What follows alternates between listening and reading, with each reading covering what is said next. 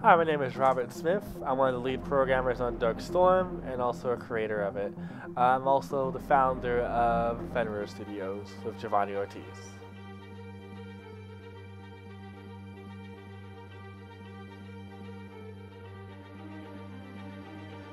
Hi, I'm Chase Bethea, and I'm the audio lead for Dark Storm.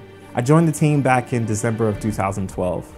The equipment that I use to complete music and sound effects are a Profire 610 M Audio card, a M Audio Accent 61 keyboard, an Intel 5 core processor PC that I built myself, Yamaha HS80Ms, and a couple other sound libraries and VST plugins, along with the Cubase 5 as my DAW. My inspiration for the Dark Storm music and sound effects are normally what Robert and Giovanni give me that inspired them. So some pieces from Black Mesa or Deus Ex or Metal Gear Solid soundtrack. I listen to their references and their examples, and I try to create with my own flair and style something similar to what they're used to hearing. With sound effects, it's a little bit different. The ticket list and the asset list that they give me is pretty linear. Maybe they need some crawling sounds or a bullet shot. It's easier to create, and I just pretty much either go out and record the sound myself, or I use sound libraries that I have already and just mix them a little bit so that they have a little bit more of a natural sound for the game, and just send it back to them.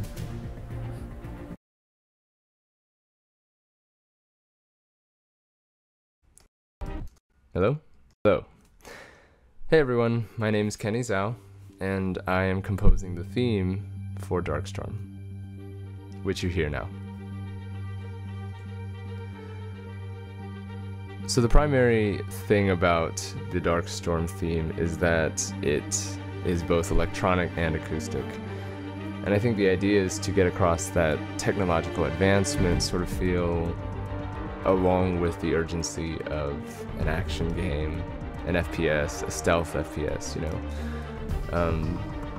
So for this video, I just want to go through some instruments that I created, or some combinations of instruments and harmonies that I really liked. I'm just going to focus today on acoustic and electronic instrumentation here. So to begin with, let's look at the drums in the beginning.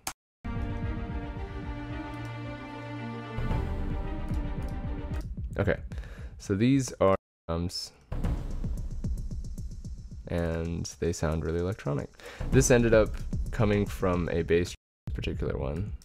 If you listen to this, you can hear it's like distorted, and I can't show you the session because it's gonna take forever, but the session that I made that in, I distorted the drums and then brought them in here. Same thing goes for this brass, which happens to be in this particular project.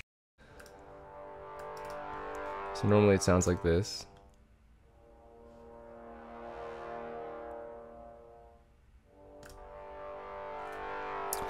It just adds that nice, I just want listeners to feel as though there's always something digital about the piece. So that's how I got that across in the beginning, at least. The next section is much more electronic. Let me play this. You got these snares, which if you're familiar with the music of M83, this is very much something that they do a lot, where they have these very reverb enhanced snares. This is a whole other section. It's very electronic with these bass stabs here. But for the sake of time, I want to skip ahead to my favorite section, which is the most recent section I worked on. So I have these, this is after a key change. I spent this section transitioning into another key, and here's where the urgency's picking up again. And you have these string synths that are playing, and because they're sitting in the background of actual strings being played, actual MIDI strings, but recorded real violins and violas, you hear something different. It's more like a bed. It's no longer just like a flat synth string thing. The other reason it sounds so rich is that I layered it with this guy. So this is my favorite thing about this section, is these two instruments playing together.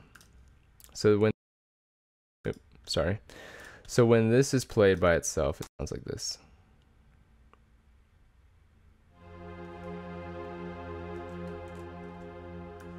I also automated it with my keyboard. I have a fader where I just brought it up so that it would swell in a more natural way.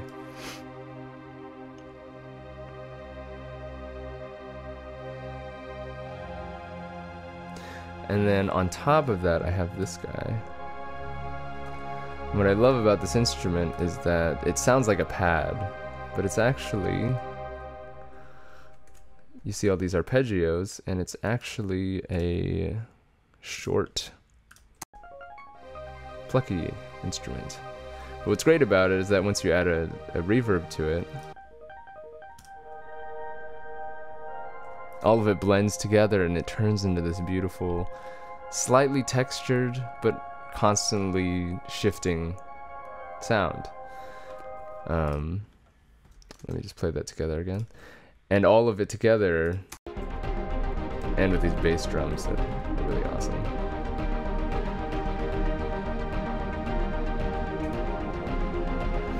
It's just very uplifting, these light things that are both blended together and smooth, but also have this short